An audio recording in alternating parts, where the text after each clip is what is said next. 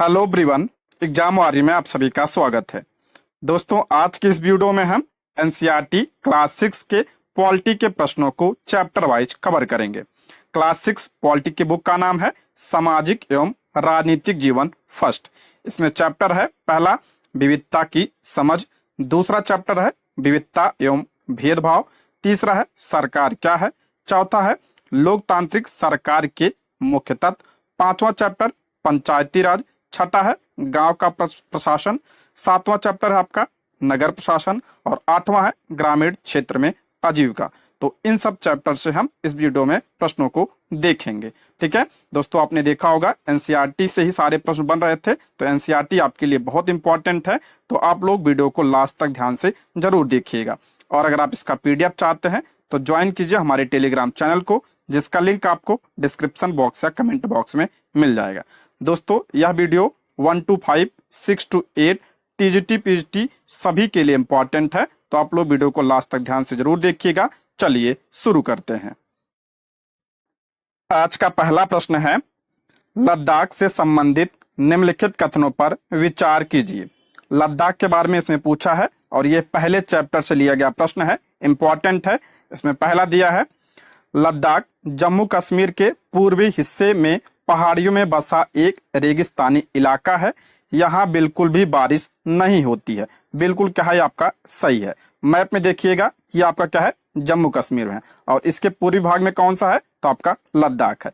वही कह रहा है, लद्दाख जम्मू कश्मीर के पूर्वी हिस्सों में पहाड़ियों में बसा एक रेगिस्तानी इलाका है। और कैसा रेगिस्तान है ये तो आपका ठंडा रेगिस्तान है। ठीक है, यहाँ बिल्कुल भी बारिश नहीं होती है। बिल्कुल क्या है आपका ये सत्य है। दूसरा है, यहाँ के लोग खास तरह की बकरी पालते हैं जिससे हमें पश्मीना ऊन प्राप्त होता है। ये भी आपका क्या है सही है। यहाँ के लोग खास तरह की बकरी पालते हैं जिससे पश्मीना ऊन प्राप्त होता है। तो दोनों कथन आपका क्या है सत्य है। तो ऑप्शन सी इसका करेक्ट आंसर हो जाएगा। ठीक है, दोनों सही है। ऑप्शन सी इसका राइट आंसर हो जाएगा।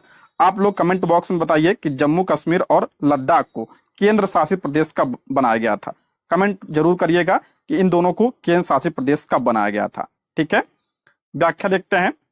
लद्दाख में बिल्कुल बारिश नहीं होती है, इसलिए यहाँ कम खेती ही संभव है।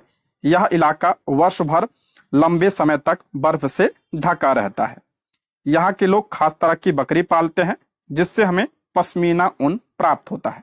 पश्मीना ऊन से पश्मीना शॉल बनाई जाती है जो अत्यंत महंगी होती है। ध्यान रखिएगा, पूछा जाता है ये। तिब्बत का ग्रंथ केसर सागा, इंपॉर्टेंट पॉइंट है ये।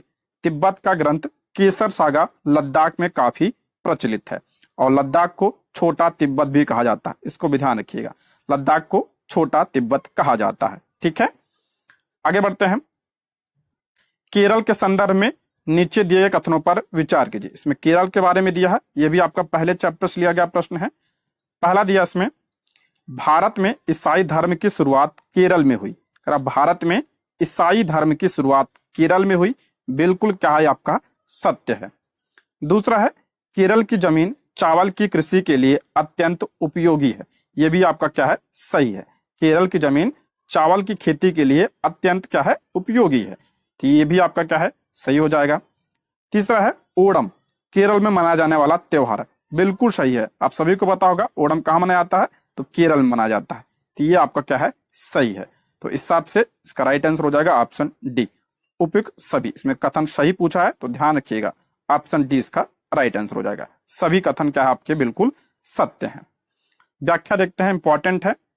भारत में ईसाई धर्म की शुरुआत केरल के तटीय नगर कांगानोर में हुई, जहां किंवदंतियों के मुताबिक ईसा के 12 प्रमुख शिष्यों में से एक संत थॉमस ईस्वी सन 52 में यहाँ पहुंचे थे। कौन पहुंचा था यहाँ पे तो आपका ईसा के 12 शिष्यों में से एक संत थॉमस यहाँ पहुंचे थे। कब पहुंचे थे तो आपका 52 ईस्वी में पहुंचे थे। ये पॉइंट ध्यान रखिएगा, इंपॉर्टेंट है। भारत में ईसाई धर्म की शुरुआत कहां से हुई तो आपका केरल से हुआ था। ठीक है, और ओणम त्योहार के अंतर्गत होने वाली नाव प्रतियोगिता आकर्षण का केंद्र होती है। ये पॉइंट ध्यान रखिएगा। ओणम कहाँ मनाया जाता है तो केरल मनाया जाता है। तीसरा, इसमें केरल की भूमि चावल, लौंग, इलायची व काली मिर्च की खेती के लिए उपयुक्त है। यहाँ पे क्या होता है आपका चावल भी होता है, लौंग, इलायची व काली मिर्च की खेती के लिए क्या है, उपयुक्त है। ध्यान रखिएगा केरल में सबसे ज्यादा क्या होता है, रबड़ की खेती होती है। ये पॉइंट भी आप ध्यान रखिएगा। रबड़ और मसाले की खेती कहाँ पे होती है सर्वाधिक, तो केरल राज्य में होती है। ठीक है, इसको भी आप लोग ध्यान रखिएगा। ठीक है, आगे बढ़ते हैं। अगला, भारत में अनेकता में एकता है, यह विचार किसने दिया था। देखिए, अनेकता में एकता, भारत में क्या है आपका, अनेकता में एकता है, यह विचार किसने दिया था। इंपॉर्टेंट प्रश्न है, पूछा जा सकता है ये। तो किसने दिया था, तो पंडित जवाहरलाल नेहरू ने। ऑप्शन क्या हो जाएगा, ए इसका राइट आंसर हो जाएगा। जवाहरलाल नेहरू ने अपनी पुस्तक discovery of India, discovery of India में यह विचार प्रस्तुत किया था। ये ध्यान रखिएगा, डिस्कवरी ऑफ इंडिया में यह विचार दिया था। ठीक है, किसने, जवाहरलाल नेहरू ने। इसको आप ध्यान रखिएगा, इंपॉर्टेंट है। बुक भी ध्यान रखिएगा इनकी। ठीक है, पूछा जाता है। नेक्स्ट बढ़ते हैं। निम्नलिखित कथनों पर विचार कीजिए। अब चैप्टर 2 पे हम पहुंच गए हैं। निम्नलिखित कथनों पर विचार कीजिए। पहला दिया इसमें, दलित शब्द को नीची कही जाने वाली जात के लोग अपनी पहचान के रूप में प्रयोग करते हैं। दलित का शाब्दिक अर्थ दबा कर रखा गया या कुचला गया। को ध्यान से पढ़िए, इंपॉर्टेंट है ये। करार, दलित शब्द को नीची कही जाने वाली जात के लोग अपनी पहचान के रूप में प्रयोग करते हैं। जो नीची जात होती है उन्हें आप लोग दलित कहते हैं, यही वही कह रहा है ये। दलित का शाब्दिक अर्थ है दबा कर रखा गया या कुचला गया। बिल्कुल क्या है आपका, करेक्ट है। ठीक है, एग्जैक्ट एनसीईआरटी से प्रश्न दिया गया है, इंपॉर्टेंट है, इसको ध्यान रखिएगा। दूसरा आपका, सरकार दलित लोगों को अनुसूचित जनजाति के वर्ग में रखती है। ये आपका क्या हो जाए, गलत हो जाएगा। सरकार दलित लोगों को अनुसूचित जनजाति नहीं, अनुसूचित जाति के रूप में रखती है। ठीक है, अनुसूचित जाति यानी एससी जिसे आप लोग कहते हैं। ठीक है, एससी के वर्ग में रखती है। तो ये आपका कथन क्या हो जाएगा, गलत हो जाएगा। इसमें क्या पूछा है, तो सत्य कथन पूछा है। तो इस हिसाब से इसका क्या हो जाएगा, राइट आंसर, तो ऑप्शन बी। केवल आपका पहला सही है, दूसरा आपका क्या हो जाएगा, गलत हो जाएगा। ठीक है, ऑप्शन बी इसका राइट आंसर हो जाएगा। व्याख्या देखते हैं। दलित शब्द यह दर्शाता है कि कैसे सामाजिक पूर्वाग्रहों व भेदभाव ने दलित लोगों को दबाकर रखा व शोषण किया। ठीक है, दूसरा आपका, सरकार दलित लोगों को अनुसूचित जाति के रूप में चिन्हित करती है, यानी एससी के रूप में चिन्हित करती है। ठीक है, ये पॉइंट आप ध्यान रखिएगा, इंपॉर्टेंट है। अगला प्रश्न है, निम्नलिखित कथनों पर विचार कीजिए। पहला दिया है, लोकतंत्र का मूलभूत विचार है कि लोग नियमों को बनाने में भागीदार बनकर खुद शासन करें। बिल्कुल क्या है आपका, सत्य है, इंपॉर्टेंट है। लोकतंत्र से आपकी बहुत सारे प्रश्न बने थे पेपर में, पॉलिटी 6 to 8 अगर आप उठा के देखेंगे वहां पे कई सारे प्रश्न इस चैप्टर से बने हुए हैं। तो इसमें पहला कहना है, लोकतंत्र का मूलभूत विचार है कि लोग नियमों को बनाने में भागीदार बनकर खुद शासन करें। बिल्कुल क्या है आपका, ये करेक्ट है। दूसरा आपका, प्रतिनिधि लोकतंत्र में लोगों की सीधी भागीदारी नहीं होती है। बिल्कुल क्या है आपका, करेक्ट है। जो प्रतिनिधि लोकतंत्र होता है उसमें लोगों की सीधी भागीदारी नहीं होती है उसमें। तो इस हिसाब से क्या हो जाएगा, ऑप्शन डी इसका राइट आंसर हो जाएगा। दोनों कथन आपका बिल्कुल सत्य है, इंपॉर्टेंट है ये। व्याख्या देखते हैं तब आपको समझ में आ जाएगा। देखिए, आज के समय में लोकतांत्रिक सरकार को प्रायः प्रतिनिधि लोकतंत्र कहते हैं। जो आपका लोकतांत्रिक सरकार है आजकल उसे क्या कहा जाता है, उसे प्रतिनिधि लोकतंत्र कहा जाता है। क्योंकि प्रतिनिधि सरकार में जनता सीधे भागीदार न होकर अपने प्रतिनिधि चुनकर भेजती है जो सरकार का गठन करते हैं। ये आपका क्या हो जाएगा, सही हो जाएगा। देखिए, प्रतिनिधि सरकार में क्या होता है, जैसे हम लोग क्या करते हैं, अपने क्या होता है, प्रतिनिधि चुनकर भेजते हैं तो वही क्या बनाते हैं, तो आपका सरकार बनाते हैं। वही बात कर रहा है ये। प्रतिनिधि सरकार में जनता सीधे भागीदार ना होकर अपने प्रतिनिधि चुनकर भेजती है जो सरकार का क्या करते हैं, गठन करते हैं। ठीक है, इसलिए आपका दोनों कथन बिल्कुल सत्य है। ठीक है, ऑप्शन डी इसका राइट आंसर हो जाएगा। नेक्स्ट बढ़ते हैं। निम्नलिखित युग्मों पर विचार कीजिए। मोस्ट इंपॉर्टेंट प्रश्न है ये। पहला दिया है, यंग इंडिया गांधी जी की है। बिल्कुल करेक्ट है। यंग इंडिया पत्रिका किसकी है, तो आपका गांधी जी की है। सफरेज मूवमेंट, ये बहुत इंपॉर्टेंट है, पूछा जा सकता है ये। सफरेज मूवमेंट आपका वोट देने का अधिकार था, ये भी सही है। इंग्लैंड में औरतों को वोट देने का अधिकार 1920 में, यह आपका गलत है। इंग्लैंड में औरतों को वोट देने का अधिकार 1920 में नहीं बल्कि 1928 में दिया गया था। तो ये आपका इस हिसाब से क्या हो जाएगा, ऑप्शन ए। पहला और दूसरा सही है। इसमें सत्य पूछा ना, हाँ ठीक है, पहला और दूसरा आपका क्या सही है, आपका तीसरा क्या हो जाएगा, गलत हो जाएगा। ऑप्शन ए इसका राइट आंसर हो जाएगा। ठीक है, ऑप्शन ए इसका करेक्ट आंसर हो जाएगा। देखते हैं व्याख्या इंपॉर्टेंट है। यंग इंडिया नामक पत्रिका का संपादन गांधी जी करते थे। ठीक है, संपूर्ण यूरोप और अमेरिका में महिलाओं गरीबों द्वारा वोट देने की मांग की गई तथा इसके लिए उन्हें संघर्ष किया। पहले क्या था, जो गरीब लोग थे और जो महिलाएं थी इन्हें वोट देने का अधिकार नहीं प्राप्त था, उसी के बारे में दिया है। ठीक है, प्रथम विश्व युद्ध के दौरान महिलाओं द्वारा मताधिकार के लिए किए जा रहे आंदोलन ने तेजी पकड़ी और इसे सफ्रेज मूवमेंट कहते हैं। ये ध्यान रखिएगा, प्रथम विश्व युद्ध के दौरान महिलाओं द्वारा मताधिकार के लिए जो आंदोलन हुआ था उसे क्या कहा जाता है, उसे आपका सफ्रेज मूवमेंट कहा जाता है। इंपॉर्टेंट है, इसको आप ध्यान रखिएगा। ठीक है, पूछा जा सकता है ये। बाकी अमेरिका में 1920 में महिलाओं को वोट देने का अधिकार दिया गया, जबकि इंग्लैंड में कब दिया गया, 1928 में। दोनों डेट ध्यान रखिए, बहुत इंपॉर्टेंट है। सबसे पहले कहां पे दिया गया, यहाँ पे अमेरिका में कब दिया गया, 1920 में, और उसके बाद इंग्लैंड में कब दिया गया, तो 1928 में दिया गया था। दोनों पॉइंट आप ध्यान रखिएगा। ठीक है, आगे बढ़ते हैं। लोकतंत्र से क्या तात्पर्य है, ये आपका पूछा गया था 6 to 8 में आपकी बार। ठीक है, इंपॉर्टेंट है ये। लोकतंत्र से क्या तात्पर्य है, तो इसका राइट आंसर हो जाएगा ऑप्शन ए, लोगों का शासन। लोकतंत्र क्या होता है, लोगों का शासन होता है। ऑप्शन क्या हो जाएगा, ए इसका राइट आंसर हो जाएगा। ठीक है, नेक्स्ट है, निम्नलिखित कथनों पर विचार कीजिए। पहला है, अफ्रीकी राष्ट्रीय कांग्रेस के नेता नेल्सन मंडेला ने रंग भेद के खिलाफ बहुत लंबा संघर्ष किया था। बिल्कुल क्या है, करेक्ट है। जो नेल्सन मंडेला थे ये क्या थे, ये अफ्रीका के थे और ये रंग भेद के खिलाफ बहुत लंबा संघर्ष किए थे। तो बिल्कुल क्या है आपका, ये सत्य है। दूसरा है, अफ्रीका में 1992 में रंग भेद की नीति को खत्म किया जा सका। अफ्रीका में 1992 में रंग भेद की नीति को खत्म किया जा सका, ये आपका गलत है। 1992 नहीं, 1994 होगा। ठीक है, 1994 डेट ध्यान रखिएगा, इंपॉर्टेंट है ये। ठीक है, तो ये आपका चैप्टर 4 से लिया गया प्रश्न है, इंपॉर्टेंट चैप्टर है ये। तो इसका राइट आंसर हो जाएगा। इसमें पूछ रहा है उपयुक्त में से कौन सा कथन सत्य नहीं है, ध्यान रखिएगा। इसमें पूछ रहा है कौन सा कथन सत्य नहीं है, इसको जरूर पढ़िएगा आप लोग। तो सत्य नहीं कौन सा इसमें, तो आपका केवल दूसरा सत्य नहीं है। पहला तो आपका सही है, दूसरा ही आपका सत्य नहीं था, तो ऑप्शन बी इसका राइट आंसर हो। नहीं पूछा है तो इसको जरूर ध्यान रखिएगा, आप प्रश्न को ध्यान से पढ़िएगा। ठीक है, ऑप्शन बी इसका करेक्ट आंसर हो जाएगा। नेक्स्ट है, किसने कहा था कि मैं यह विचार सहन नहीं कर सकता कि जिस आदमी के पास संपत्ति है वह वोट दे सकता है, लेकिन वह आदमी जिसके पास चरित्र है पर संपत्ति या शिक्षा नहीं है वह वोट नहीं दे सकता। जो दिन भर अपना पसीना बहाकर ईमानदारी से काम करता है वह वोट नहीं दे सकता है, क्योंकि उसने गरीब आदमी होने का गुनाह किया। ये मोस्ट इंपॉर्टेंट है, बीपीएससी कथन बहुत पूछता है, तो इसको ध्यान रखिएगा। किसने कहा था कि मैं यह विचार सहन नहीं कर सकता कि जिस आदमी के पास संपत्ति है वह वोट दे सकता है, लेकिन वह आदमी जिसके पास चरित्र पर संपत्ति या शिक्षा नहीं है वह वोट नहीं दे सकता है।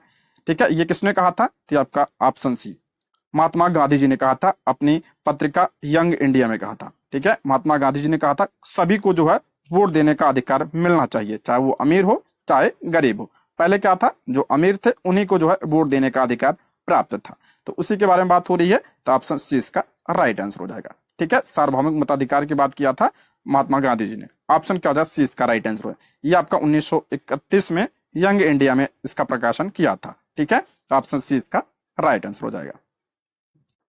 दोस्तों, यदि आप हमारे चैनल पर नए हैं तो प्लीज चैनल को सब्सक्राइब करें, और अगर आपको वीडियो पसंद आती है तो लाइक, शेयर और कमेंट करें, और कोई सुझाव हो तो कमेंट बॉक्स में आप लोग जरूर बताइएगा। ठीक है, कमेंट जरूर करिएगा, वीडियो कैसी लगी जरूर बताइएगा। ठीक है, आगे बढ़ते हैं। निम्नलिखित कथनों पर विचार कीजिए। पहला आपका, कर्नाटक का कृष्णा राजा सागर बांध बेंगलुरु शहर की जरूरतों को पूरा करने के साथ कई जिलों में सिंचाई के काम भी आता है। बिल्कुल क्या है, ये आपका सही है, ये आपका चैप्टर 5 से लिया गया प्रश्न है। दूसरा आपका, तमिलनाडु का मेट्टूर बांध कावेरी नदी पर बना है, जो तमिलनाडु के डेल्टाई क्षेत्र में सिंचाई के काम आता है।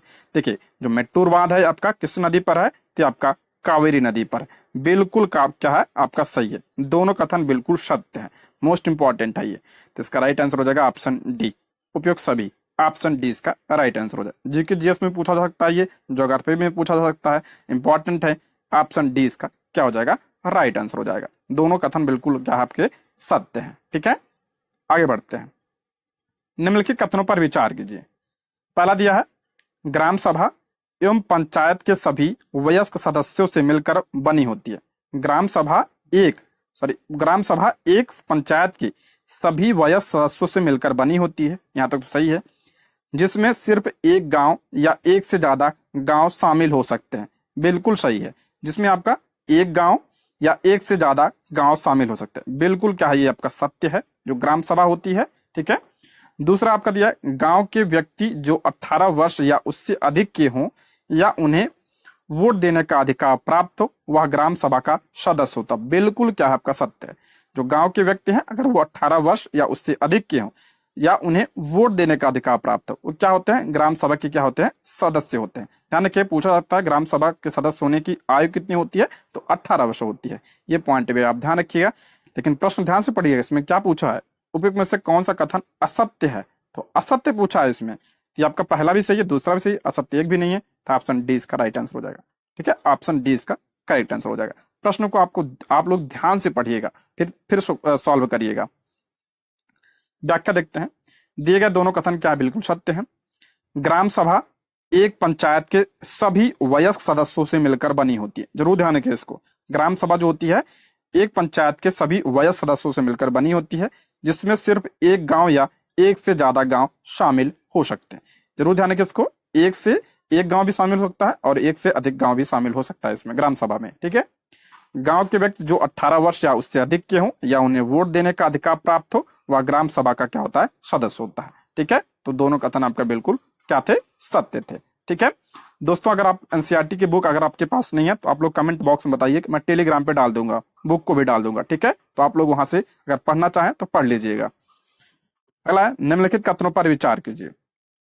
सरकार द्वारा ग्राम पंचायत का सचिव नियुक्त किया जाता है, जो ग्राम सभा का भी सचिव होता है, बिल्कुल क्या है, सत्य है ये। देखिए ध्यान से पढ़िएगा इसको। करा आपका सरकार द्वारा ग्राम पंचायत का सचिव, जो सचिव जो होता है किसके द्वारा नियुक्त किया जाता है, तो सरकार के द्वारा नियुक्त किया जाता है। जो ग्राम सभा का भी क्या होता है, सचिव होता है, तो बिल्कुल क्या है, सत्य है। दूसरा, ग्राम पंचायत कई वार्डों यानी छोटे छोटे क्षेत्रों में विभक्त होती है। प्रत्येक वार्ड अपना प्रतिनिधि चुनता है, जो वार्ड पंच के नाम से जाना जाता है, बिल्कुल सही है। जो आपका जो ग्राम पंचायत होती है क्या होता है, ये छोटे छोटे टुकड़ों में क्या होती है, विभक्त होती है, जैसे आप लोग वार्ड कहते हैं, तो ये भी आपका क्या सही है। तीसरा है सचिव का कार्य ग्राम सभा एवं ग्राम पंचायत बैठक बुलाना व पंचायतों की चर्चा एवं निर्णय का रिकॉर्ड रखना, बिल्कुल सत्य है। जो सचिव होता है इसका कार्य क्या होता है, तो ग्राम सभा एवं ग्राम पंचायत का बैठक बुलाना व पंचायतों की चर्चा एवं निर्णय का रिकॉर्ड रखना होता है, तो ये भी आपका क्या हो जाएगा, बिल्कुल सत्य है। तो इसमें सत्य पूछा है, तो ऑप्शन डी उपयुक्त सभी कथन आपका बिल्कुल क्या है, सत्य है। ऑप्शन डी इसका राइट आंसर हो जाएगा। नेक्स्ट बढ़ते हैं, व्याख्या भी देख लेते हैं। पंचायत के लोग मिलकर सरपंच चुनते हैं, जो पंचायत का क्या होता है, मुखिया होता है। वार्ड पंच व सरपंच मिलकर ग्राम पंचायत का गठन 5 साल के लिए करते हैं, सभी को पता होगा 5 साल के लिए। ग्राम पंचायत पूरे गांव के हित में निष्पक्ष रूप से काम कर सके, इसमें ग्राम सभा की महत्वपूर्ण भूमिका होती है। ग्राम सभा की बैठक में ग्राम पंचायत अपनी योजनाएं लोगों के सामने क्या करती है, रखती है। ग्राम सभा ग्राम पंचायत को मनमाने ढंग से काम करने से रोकती है और पैसे के दुरुपयोग तथा कोई गलत काम ना हो इसकी क्या करती है, निगरानी रखती है। नेक्स्ट बढ़ते हैं। निम्नलिखित कथनों पर विचार कीजिए। पहला दिया इसमें सड़कों, नालियों, स्कूल, पानी के स्रोतों व अन्य सार्वजनिक उपयोग के भवनों का निर्माण और रखरखाव करना। दूसरा, स्थानीय कर लगाना व इकट्ठा करना। तीसरा, गांव के लोगों को रोजगार देने संबंधी सरकारी योजनाएं लागू करना। इसे पूछ रहा है ग्राम पंचायत के कार्यों में कौन शामिल है, ग्राम पंचायत के कार्य दिया है, तो ये सभी कार्य हैं ग्राम पंचायत के, तो ऑप्शन क्या हो जाए, डी इसका राइट आंसर हो जाए। चैप्टर 5 के प्रश्न है अभी, ये इंपॉर्टेंट है। ये सड़कों, नालियों, स्कूल, पानी के स्रोतों व अन्य सार्वजनिक उपयोग के भवनों का निर्माण और रख रखाव करना किसका कार्य है, ग्राम पंचायत का है। स्थानीय कर लगाना और इकट्ठा करना, जो मेले वगैरह लगते हैं उसके कर जो होते हैं तो ग्राम पंचायत लगाता है, बिल्कुल सही है। ये भी गांव के लोगों को रोजगार देने संबंधी सरकारी योजनाएं लागू करना, ये भी सही है। जो आपका सरकारी योजनाएं होती हैं उनको लागू करवाना, ये भी क्या होता है, इसका कार्य होता है। तो ऑप्शन डी उपयुक्त सभी कार्य हैं। ठीक है, ऑप्शन डी इसका राइट आंसर हो जाएगा। नेक्स्ट बढ़ते हैं, आपका ग्राम पंचायत की आमदनी के स्रोतों में शामिल है। ग्राम पंचायत की जो आमदनी होती है उसके बारे में पूछा है इसमें। पहला, घरों व बाजारों पर लगाए जाने वाले कर से मिलने वाली राशि, बिल्कुल सही है। दूसरा, विभिन्न सरकारी विभागों द्वारा चलाई गई योजनाओं की राशि जो जनपद एवं जिला पंचायत से आती है, बिल्कुल सही है। जो आपका योजनाएं चली होती हैं उसके थ्रू जो आपका पैसा आता है वो भी आपका ग्राम पंचायत का स्रोत होता है। ठीक है। समुदाय के काम के लिए मिलने वाले दान, जो आपका जो दान वगैरह मिलता है, अनुदान वगैरह मिलता है, वो आपका क्या होता है, ग्राम पंचायत का स्रोत होता है आमदनी का। तो इस हिसाब से क्या हो जाएगा, ऑप्शन डी। सभी कथन क्या आपका बिल्कुल सत्य है। व्याख्या देखते हैं। ग्राम पंचायत की आमदनी के स्रोत शामिल इसमें घरों व बाजारों पर जो कर लगता है और बाकी जो विभाग द्वारा राशि मिलती है। ठीक है, समुदाय के काम के लिए जाने वाला अनुदान। ठीक है, ये आपका तीनों सही था। नेक्स्ट बढ़ते हैं। निम्नलिखित कथनों पर विचार कीजिए। पहला है, पंचायती व्यवस्था में ग्राम पंचायत के बाद दूसरा स्तर विकास खंड का होता है। ध्यान से पढ़िए इसको। ग्राम पंचायती व्यवस्था में ग्राम पंचायत के बाद, यानी पहला आपका ग्राम पंचायत होगा, के बाद दूसरा स्तर विकास खंड का होता है। दूसरा स्तर यानी ब्लॉक का होता है, बिल्कुल सही है। ग्राम के बाद आप विकास खंड होता है, जिससे जनपद पंचायत या पंचायत समिति कहते हैं। बिल्कुल क्या है, सत्य है। देखिए, जनपद पंचायत अलग होती है, जिला पंचायत अलग होती है, इसको ध्यान देखिएगा। ग्राम पंचायत के बाद क्या होता है, आपका विकास खंड होता है, जिसे क्या कहते हैं, जनपद पंचायत भी कहा जाता है और इसे पंचायत समिति भी क्या कहा जाता है। ठीक है। दूसरा आपका दिया है, संविधान में दिए हुए निर्देशों के आधार पर देश के हर राज्य ने पंचायत से जुड़े कानून बनाए हैं, इसलिए पंचायत सभी कानून हर राज्य में अलग अलग होते हैं। बिल्कुल क्या आपका ये सत्य है। देखिए, इसमें कह रहा संविधान में दिए हुए निर्देशों के आधार पर देश के हर राज्य ने पंचायत से जुड़े कानून बनाए हैं, इसलिए पंचायत सभी संबंधी कानून हर राज्य में क्या होते हैं, अलग अलग होते हैं। बिल्कुल सही है। जो पंचायत संबंधी कानून होते हैं हर राज्य में क्या होता है, अलग होता है। तो इसमें पूछ रहा है कौन सा कथन असत्य है। असत्य कथन पूछा है, तो इसमें ऑप्शन डी। तो दोनों ही आपका सही है, तो गलत एक भी नहीं है, तो ऑप्शन डी, ना तो एक ना तो दो। ठीक है, ऑप्शन डी इसका राइट आंसर हो जाएगा। ये वाला पार्ट जरूर आप लोग पढ़िएगा। ठीक है, ऑप्शन डी इसका करेक्ट आंसर हो जाएगा। यहाँ ग्राम पंचायत की बात हुई है तो हम इसके बाद बात कर लेते हैं। अगर हम बात करें, इसे संवैधानिक दर्जा कब प्रदान किया गया था, पंचायत को संवैधानिक दर्जा कब प्रदान किया गया था, अगर बात करें तो 73वें संविधान संशोधन 1992 के द्वारा इसे क्या किया गया था, तो आपका संवैधानिक दर्जा प्रदान किया गया था। अगर बात करते हैं, यह एक्ट लागू कब हुआ था, यह अधिनियम लागू हुआ था आपका 24 अप्रैल, ये जरूर ध्यान रखिएगा, 24 अप्रैल 1993 को यह लागू हुआ था। एक्ट आया था 1992 में और ये लागू कब हुआ था, 24 अप्रैल 1993 में यह लागू हुआ था। इसलिए 24 अप्रैल को क्या मनाया जाता है, तो पंचायती राज दिवस मनाया जाता है। पंचायती राज दिवस 24 अप्रैल को मनाया जाता है। ठीक है। बात करते हैं, अगर पंचायत को किस अनुसूची में रखा गया है, एक संविधान की 11वीं अनुसूची में रखा गया है। इसमें कितने विषय हैं, तो 29 विषय हैं। इंपॉर्टेंट है, ये सब ध्यान रखिएगा। ठीक है, कई बार बता चुका हूं इसके बारे में। नेक्स्ट बढ़ते हैं, व्याख्या भी देख लेते हैं इसके बारे में। पंचायती राज व्यवस्था 3 स्तरों की होती है। पहला होता है आपका ग्राम पंचायत, दूसरा होता है विकास खंड, इसे विकास खंड को क्या कहा जाता है, इसे जनपद पंचायत कहा जाता है और पंचायत समिति कहा जाता है। तीनों इसी के नाम है, ध्यान रखिएगा। और तीसरा आपका जिला परिषद या जिला पंचायत। तीसरा क्या है, जिला परिषद या जिला पंचायत। तो 3 स्तर की होती है आपका पंचायती राज व्यवस्था। ये पॉइंट ध्यान रखिएगा। आप लोग कमेंट बॉक्स में बताइए कि त्रिस्तरीय पंचायती राज व्यवस्था को किसने लागू किया था। ठीक है, ये पॉइंट आप लोग कमेंट बॉक्स में बताइएगा। पंचायत समिति में कई ग्राम पंचायतें होती हैं। जिला पंचायत एक जिले के स्तर पर विकास की योजनाएं बनाती हैं। पंचायत समिति की मदद से जिला परिषद सभी पंचायतों में आवंटित राशि के वितरण की व्यवस्था करती है। इंपॉर्टेंट है, ध्यान रखिएगा। अगला प्रश्न है, पटवारी से संबंधित निम्नलिखित कथनों पर विचार करें। पटवारी के बारे में यहाँ पे दिया है। पहला है, जमीन को नापना और उसका रिकॉर्ड रखना पटवारी का मुख्य कार्य होता है। बिल्कुल क्या आपका सत्य है। जमीन को नापना और उसका रिकॉर्ड रखना किसका कार्य होता है, पटवारी का होता है। दूसरा है, खेत नापने के लिए कई जगहों पर पटवारी एक लंबी लोहे की जंजीर का इस्तेमाल करते हैं, जिसे जरीब कहते हैं। बिल्कुल सही है। आपने देखा होगा खेत नापते हुए अगर, तो क्या होता है, जो पटवारी लंबी ये जंजीर होती है उनकी, उन्हें क्या कहा जाता है, उसे जरीब कहा जाता है। ठीक है, लोहे की होती है। तीसरा आपका, पटवारी किसानों से भूमि कर भी इकट्ठा करता है और सरकार को अपने क्षेत्र में उगने वाली फसलों की जानकारी देता है। बिल्कुल सत्य है। चौथा, प्रत्येक पटवारी एक ही गांव के लिए जिम्मेदार होता है, ये आपका गलत है, ये गलत है। ठीक है, एक के लिए नहीं, एक से अधिक भी होता है, तो ये आपका क्या हो जाएगा, गलत हो जाएगा। इसमें सत्य कथन पूछा है, तो देखते हैं पहला, दूसरा, तीसरा आपका सत्य है। ऑप्शन में कोई नहीं दिया, यहाँ पे आप लगा लीजिएगा इसको, यहाँ पे 3 पे लगा लीजिएगा, पहला, दूसरा और तीसरा। तो ऑप्शन ए इसको राइट मान लीजिएगा। ठीक है, ऑप्शन ए इसका करेक्ट आंसर हो जाएगा। देखिए व्याख्या देखते हैं। जमीन को नापना और उसका रिकॉर्ड रखना पटवारी का मुख्य कार्य होता है। खेत नापने के लिए कई जगहों पर पटवारी एक लंबी लोहे की जंजीर का इस्तेमाल करते हैं, जिसे जरीब कहा जाता है। पटवारी किसानों से भूमि कर भी इकट्ठा करता है और सरकार को अपने क्षेत्र में उगने वाली फसलों की जानकारी प्रदान करता है। तीसरा, पटवारी को अलग अलग राज्यों में अलग अलग नाम से जाना जाता है। कहीं कहीं पे से पटवारी, कहीं लेखपाल, कहीं कर्मचारी, कहीं ग्रामीण अधिकारी, तो कहीं कानूनगो भी कहा जाता है। प्रत्येक पटवारी के अंतर्गत कई गांव आते हैं। वह गांव के लोगों की जमीन का लेखा जोखा, खसरा खतौनी या रजिस्टर में रखता है। ये पॉइंट ध्यान रखिएगा। ठीक है, एक से अधिक गांव इसके अंतर्गत आ सकते हैं। नेक्स्ट है, निम्नलिखित कथनों पर विचार कीजिए। पहला, इसमें किसानों की गतिविधियों, फसल बदलना व कुआं खुदाई आदि की जानकारी सरकार का राजस्व विभाग रखता है। बिल्कुल क्या है आपका करेक्ट है, किसानों की गतिविधियों की जानकारी सरकार का क्या कौन रखता है, तो आपका राजस्व विभाग रखता है। दूसरा है, तहसील के दफ्तर में फौजदारी से जुड़े मामलों को सुना जाता है। ये आपका गलत हो जाएगा। ठीक है, ये आपका गलत हो जाएगा। तहसील के दफ्तर में जमीन से जुड़े विवादों को सुना जाता है, ना कि फौजदारी। तो ये आपका पूछा क्या है, सत्य पूछा है।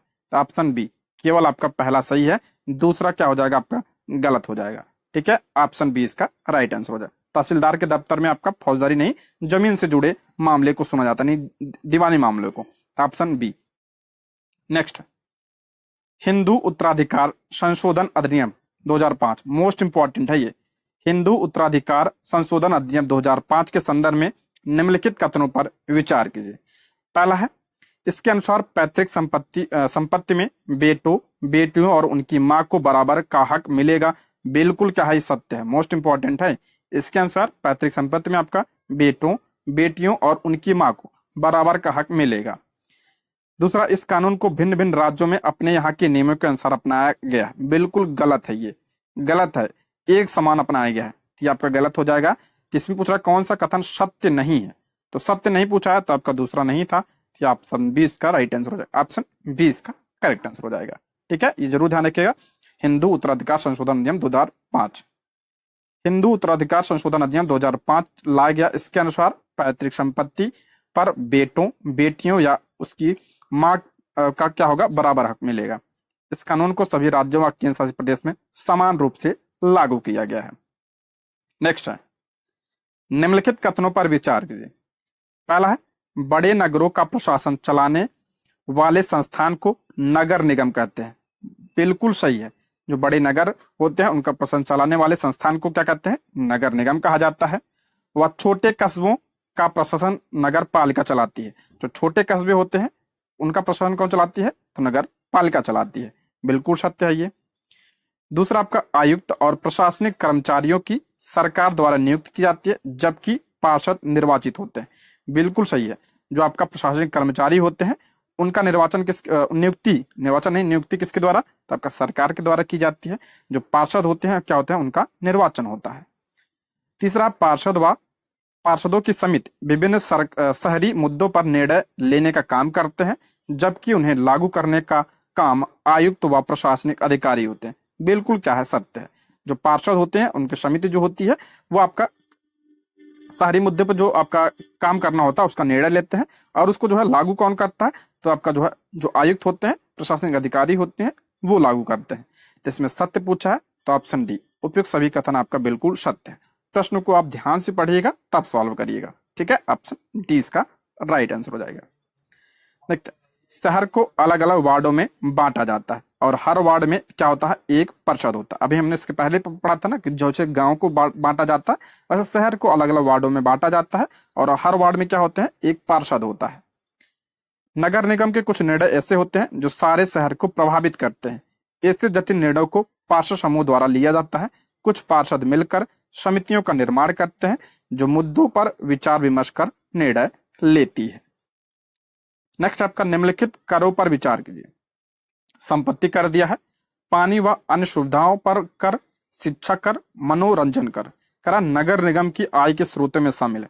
देखिए अभी हमने ग्राम पंचायत के बारे में पढ़ा था, अब नगर नगर निगम के बारे में पढ़ा है, तो ऑप्शन क्या हो जाएगा, डी इसका राइट आंसर। उपयुक्त सभी कथन आपका सही है, ऑप्शन डी इसका राइट आंसर है।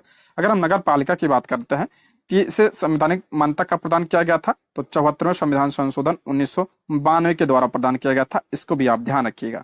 यह अधिनियम लागू कब हुआ था, तो 1 जून 1992 को यह लागू 1993 को यह लागू हुआ था। एक्ट आया था 1992 में, लागू हुआ था 1 जून 1993 में। ये पॉइंट जरूर ध्यान रखिएगा 1 जून को। और इसे किस अनुसूची में रखा गया संविधान के, तो आपका 12वीं अनुसूची में रखा गया है। और इसमें कितने विषय हैं, तो इसमें 18 विषय हैं, इसको भी आप ध्यान रखिएगा। ठीक है, नेक्स्ट है निम्नलिखित युग्मों पर विचार कीजिए। निम्नलिखित युग्मों पर विचार कीजिए। पहला है आपका कलपट्टू तमिलनाडु का एक गांव है, बिल्कुल क्या है, सत्य है। जो कलपट्टू है ये तमिलनाडु का क्या है, एक गांव है। दूसरा आपका चखे संघ समुदाय नागालैंड की जनजाति है, पूछा जा सकता है, ये पूछ लेगा चखे संघ कहाँ की जनजाति है, नाम ही नहीं सुना होगा आपने, तो नागालैंड की जनजाति है, एनसीईआरटी में दिया, तो ध्यान रखिएगा इसको।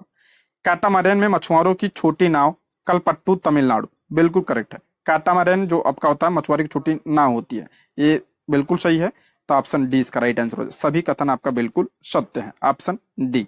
देखते हैं इसमें जो आपका कलपट्टू है, तमिलनाडु में समुद्र के तट के पास एक गांव है। यह गांव छोटी छोटी पहाड़ियों से घिरा हुआ है। यहाँ सिंचित जमीन पर मुख्यतः धान की खेती होती है। किसकी, धान की। यहाँ गन्ना, कपास और केला भी उगाया जाता है। यहाँ नारियल के भी काफी क्या है, बाग हैं। नागालैंड के चिजामी गांव में, किस गांव में, चिजामी गांव में चखे संघ समुदाय के लोग रहते हैं। ये लोग पहाड़ी की ढलुआ जमीन को सीढ़ी नुमा खेत के रूप में बदलकर खेती करते हैं। खेत के किनारे को ऊपर उठा देते हैं, जिससे उसमें पानी रोका जा सके, या चावल की खेती के लिए क्या होता है, उपयुक्त होता है। अगला है कलपट्टू में मछुआरे मछली पकड़ने के लिए खास तरह की छोटी नाव बनाते हैं, जिसे कैटामरेन कहा जाता है। क्या कहा जाता है, कैटामरेन कहा जाता है। ये पॉइंट आप ध्यान रखिएगा। दोस्तों क्लास 6 में आपका इतने ही प्रश्न इंपॉर्टेंट थे, हमने सारे प्रश्नों को कवर कर लिया है। ठीक है, वीडियो कैसी लगे कमेंट बॉक्स में आप लोग जरूर बताइएगा। इसी तरह हम सारे क्लास के प्रश्नों को सब्जेक्ट वाइज करेंगे, तो आप लोग चैनल को सब्सक्राइब जरूर कर लीजिएगा। ठीक है, ये रहे आज के प्रश्न। Thank you for watching.